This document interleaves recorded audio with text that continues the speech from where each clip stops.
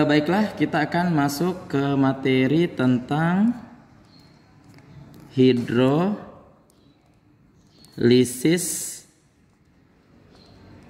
garam. Tapi sebelumnya kita harus mengetahui terlebih dahulu apa sih itu hidrolisis. Nah, saya berharap kalian sudah membaca materi yang saya berikan. Nah, sekarang kalian perhatikan apa sih itu hidrolisis. Hidrolisis terbagi menjadi dua. Ada namanya hidro dan juga lisis. Dilihat dari pengertiannya, hidro itu adalah air, sedangkan lisis itu adalah penguraian. Sehingga bisa dikatakan bahwa hidrolisis itu adalah penguraian suatu senyawa dalam air. Nah, sebelum kita melangkah lebih jauh, maka terlebih dahulu kalian harus ingat baik-baik bahwa untuk membedakan yang mana itu asam, yang mana itu basa, seperti pengertian dari Arrhenius bahwa asam itu dalam air mengeluarkan ion atau menguraikan ion H positif. Jadi kalau ada konsentrasi H positif itu adalah asam, sedangkan OH negatif itu adalah basa.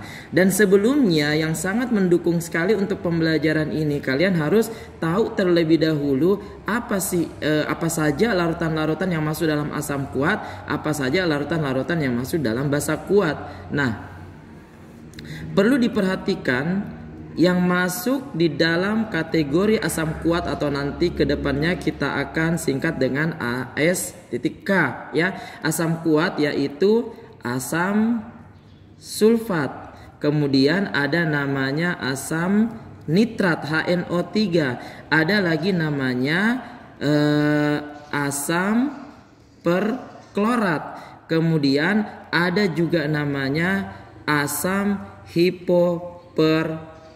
asam HCl3 adalah asam klorat, HClO4 adalah asam perklorat. Kemudian kita juga mengenal ada namanya asam klorida, asam iodida, dan asam bromida. Nah, inilah yang termasuk dari asam kuat. Berarti selain dari ini itu adalah asam lemah. Jadi kalau di sini HBrO3, asam bromat, HiO3, asam iodat, kemudian HBrO4, asam perbromat, HiO4, asam periodat. Nah, selain dari ini semua itu adalah asam lemah. Diingat baik-baik. Nah, kemudian tentunya kita juga mengenal ada namanya basa kuat atau kedepannya nanti kita singkat dengan BSK. Nah, untuk basa kuat itu sendiri terdiri dari golongan 1A dan 2A. Contohnya LiOH, NaOH, kemudian KOH, kemudian RbOH, kemudian CSOH.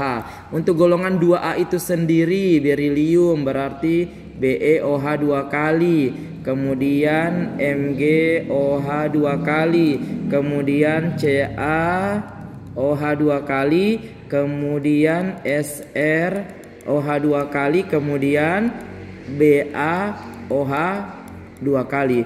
Litium hidroksida, natrium hidroksida, kalium hidroksida, rubidium hidroksida, cesium hidroksida. Kemudian ada berilium hidroksida, magnesium hidroksida, kalsium hidroksida, strontium hidroksida, barium hidroksida. Dan kemudian yang harus kalian ingat baik-baik adalah nah, kita kan berbicara tentang hidrolisis garam. Nah, garam itu dari mana? Ingat bahwa garam itu berasal dari asam tambah basa menghasilkan garam tambah air. Contoh, asam klorida tambah natrium hidroksida. Nah, perhatikan baik-baik. Di sini ada HCl, NaOH. Nah, Cl dengan NaOH ini akan menjadi NaCl.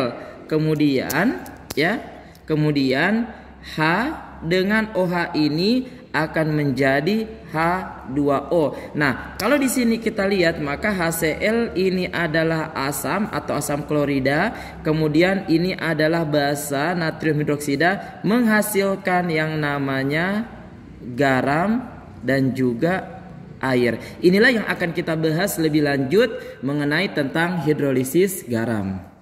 Ya. Iya. Baik, nah sebelum kita lanjut lagi, coba kalian perhatikan di LKS-nya halaman 20 ya, atau ini saya tampilkan di sini ya. Nah, ini perlu dipahami baik-baik. Di dalam air, garam yang mengalami penguraian dapat terjadi beberapa kemungkinan. Jadi akan terjadi beberapa kemungkinan. Yang pertama, ion garam tidak bereaksi dengan air sehingga H positif dalam air tetap sama dengan OH negatif. Maka inilah yang disebut sebagai larutan tetap bersifat netral. Ingat ya baik-baik ya, bersifat netral. Nah, kemudian yang kedua, ion garam dalam air akan menghasilkan ion H positif sehingga konsentrasi H positif dalam air akan bertambah. Akibatnya H positif lebih besar daripada OH negatif dan larutan bersifat asam. Jadi ingat baik-baik, ketika H positif, konsentrasi H positif lebih besar dari konsentrasi OH negatif, maka larutan akan bersifat asam. Kemudian yang ketiga, ion garam dalam air akan menghasilkan ion OH negatif sehingga konsentrasi OH negatif dalam air akan bertambah. Akibatnya konsentrasi H positif lebih kecil daripada konsentrasi OH negatif dan larutan bersifat basah. Jadi anak-anak kalian ingat baik-baik ya. Dia akan bersifat netral ketika H positif sama dengan OH negatif. Jadi konsentrasi H positif itu sama dengan konsentrasi OH negatif. Yang kedua, garamnya akan bersifat asam ketika konsentrasi H positif lebih besar dari konsentrasi OH negatif. Dan yang ketiga, akan bersifat basa ketika konsentrasi H positif lebih kecil daripada konsentrasi OH negatif. Kiranya ini kalian sudah memahami ini. Baik, kita akan kembali ke yang tadi ya kan. Nah, ditinjau dari asam dan basa pembentuknya terdapat beberapa jenis garam. Perhatikan baik-baik. Yang pertama ya. Yang pertama adalah garam yang bersifat netral. Nah, yang mana dikatakan garam bersifat netral itu apabila terdiri dari asam kuat ditambah dengan basa kuat. Inilah yang nantinya akan menghasilkan garam yang bersifat netral. Coba kita perhatikan baik-baik contoh berikut ya. Asam nitrat ini adalah asam kuat. Ya, ketika ditambahkan dengan natrium hidroksida ini adalah basa kuat ya, maka akan menghasilkan kalium nitrat KNO3 ditambah air ditambah H2O. Nah, KNO3 ini adalah merupakan garam. Ini adalah air. Nah, ketika kita lihat ya, coba kalian perhatikan ini garam KNO3 ya.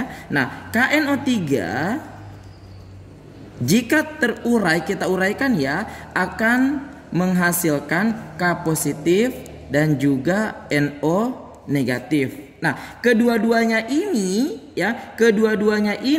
berasal dari ion asam kuat dan juga basa kuat ya. Nah, kalau garam yang bersifat netral ini maka ya dia tidak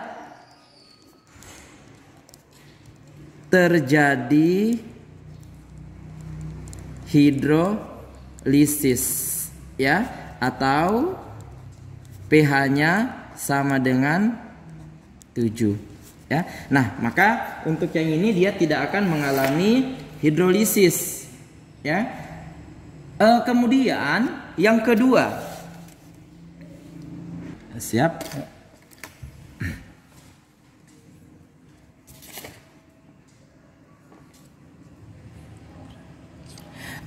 Baik. Kemudian yang kedua, garam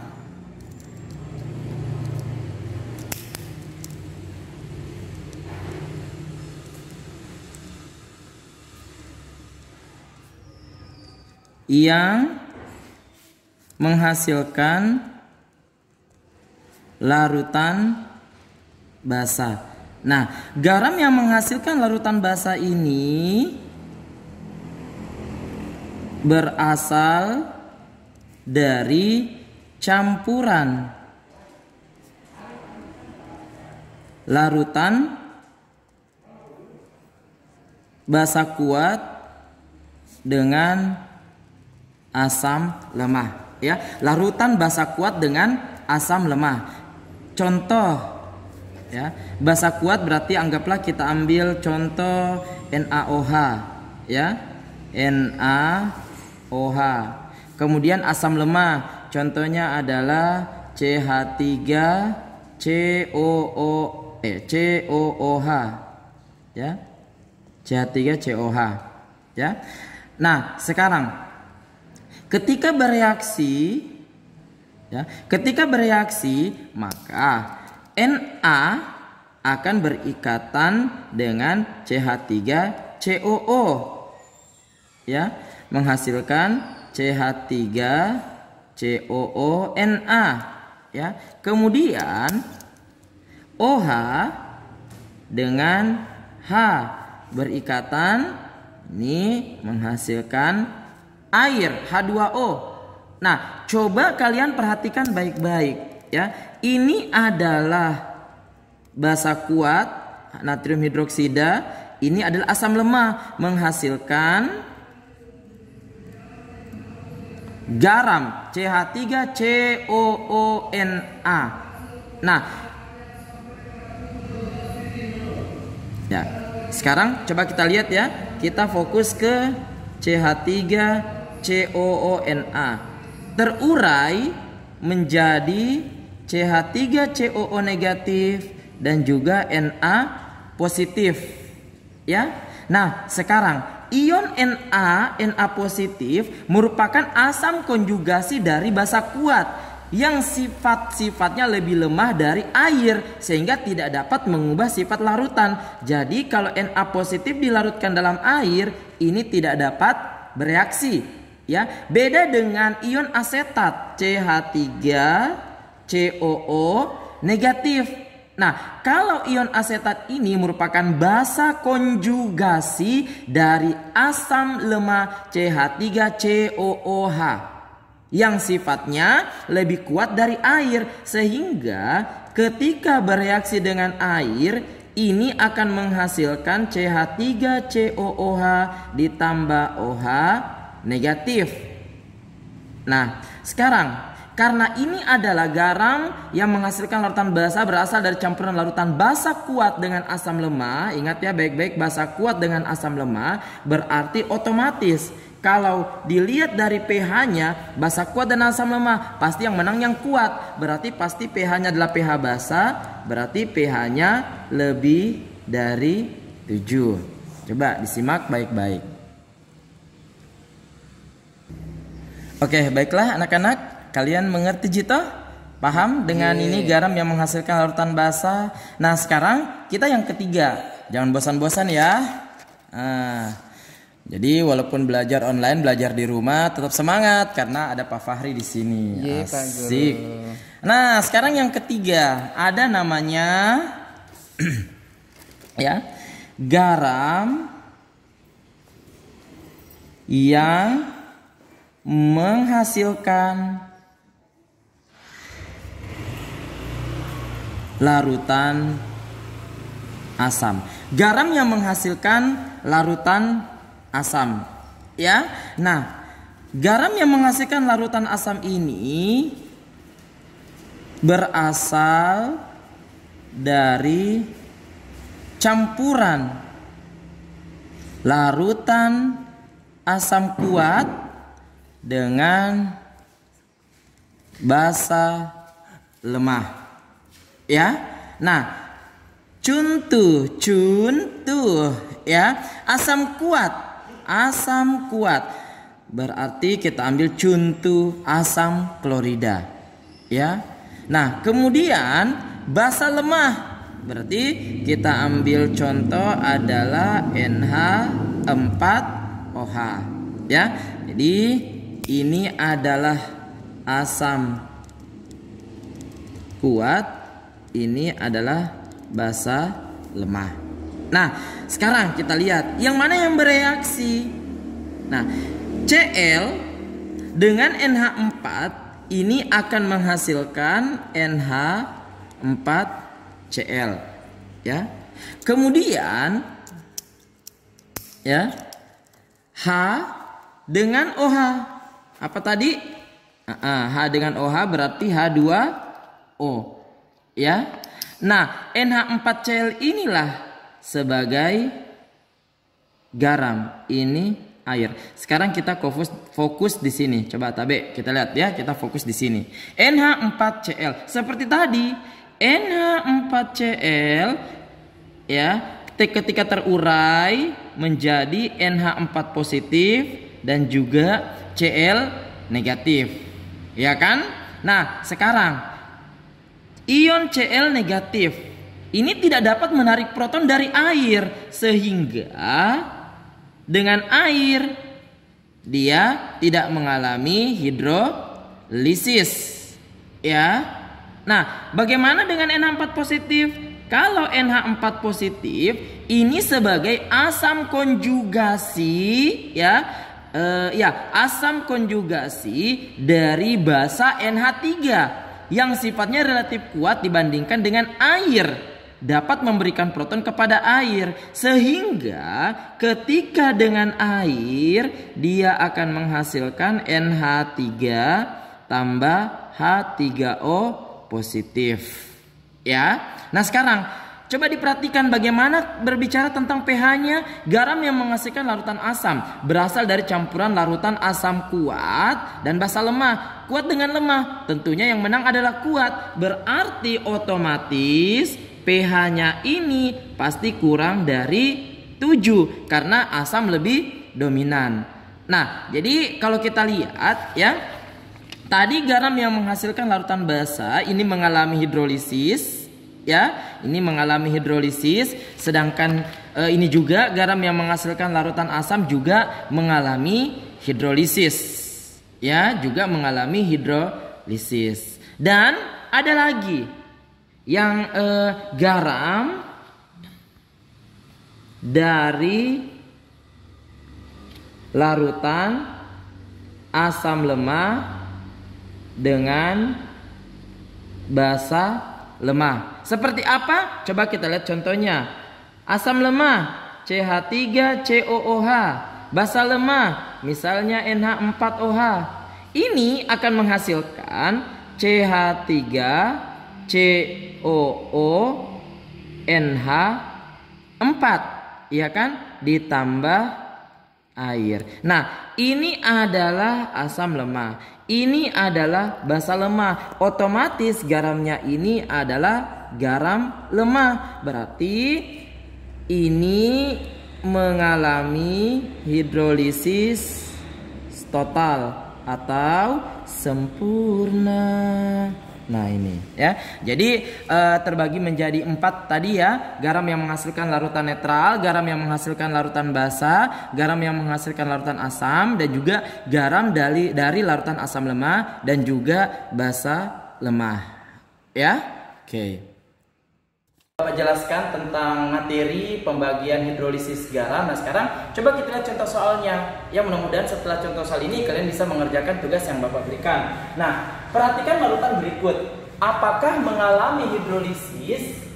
Nah, jadi nanti kita lihat apakah 3 larutan ini mengalami hidrolisis atau tidak. Ya, nah, jika mengalami hidrolisis maka coba dituliskan reaksinya. Oke, kita lihat. Yang pertama, PbNO3 2 kali.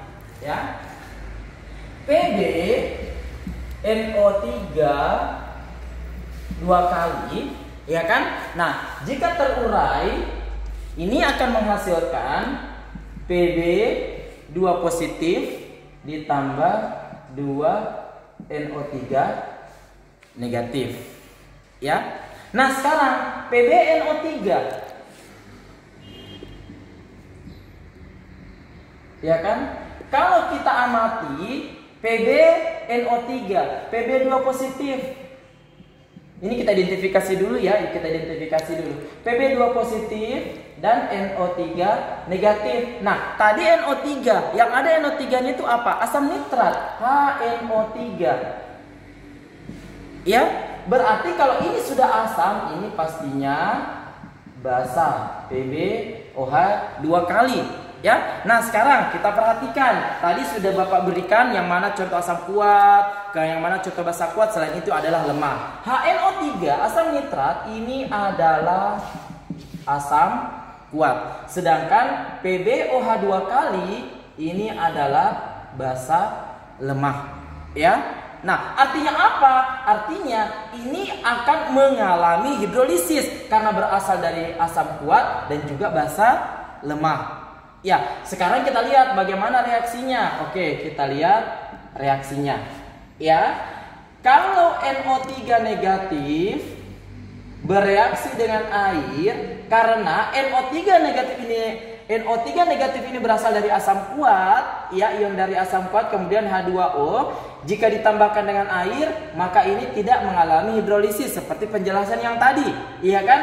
Kalau misalnya Pb 2 positif dengan air, maka ini akan mengalami hidrolisis, ya kan? Reaksinya adalah PbOH 2 kali ditambah H positif, ya kan? Ditambah H positif. Berarti ini ya mengalami hidrolisis. Pertanyaannya, parsial atau total? Parsial atau total? Nah, ini adalah parsial atau sebagian. Kenapa dikatakan sebagian? Karena Pb2 positif yang dapat bereaksi dengan air, sedangkan NO3 tidak bereaksi dengan air, maka ini dikatakan sebagai mengalami hidrolisis sebagian atau mengalami hidrolisis parsial. Oke, silakan disimak baik-baik, diamati yang mana belum dipahami, nanti bisa kalian bertanya melalui kolom pertanyaan, ya. Nah, kalau tadi yang bagian A sudah kita ketahui bahwa mengalami hidrolisis, tapi hidrolisis parsial atau hidrolisis sebagian. Kemudian yang bagian B tadi tidak mengalami hidrolisis. Nah, sekarang bagaimana yang bagian C? Coba kita lihat. NH4 2 kali CO3. Ini namanya amonium karbonat, ya. Nah, amonium karbonat jika terurai menjadi ya NH4 ya positif ditambah CO3 2 negatif, ya, 2NH4 positif tambah CO3 2 negatif. Nah, oke, seperti yang tadi NH4 2 kali CO3, iya kan? Kan NH4 positif, CO3 2 negatif. Kalau kita lihat atau kita ingat-ingat kembali larutan-larutan yang ada, kita bisa membayangkan atau bisa mengingat bahwa NH4 positif itu asalnya dari NH4OH, amonium hidroksida, kemudian ion karbonat dari asam karbonat. Kalau kita lihat dari dua larutan ini, ya, maka amonium hidroksida ini bersifat lemah, H2CO3 juga bersifat lemah atau asam lemah, ya, asam lemah, basa lemah. Nah, berarti ini sudah tentu akan mengalami hidrolisis, iya kan? Lemah dan lemah. Bagaimana hidrolisisnya? Oke, bagaimana kita lihat reaksinya? Coba NH4 positif ditambah dengan air menghasilkan NH3 ya, NH3 ditambah H3O positif bereaksi. Kemudian CO3 2 negatif ditambah air, ini reaksinya adalah H2CO3 ditambah OH negatif. Iya kan? Dua-dua bereaksi. Nah, berarti kalau garam yang berasal dari basa lemah dan juga asam lemah, dia mengalami hidrolisis. Hidrolisis parsial atau hidrolisis total? Hidrolisis total atau hidrolisis sempurna. Oke, silakan kalian pelajari lagi kembali ya bagaimana contoh-contoh soal ini, dan insya Allah ya mudah-mudahan kalian semua bisa menjawab, bisa menyelesaikan tugas-tugas nantinya yang akan Bapak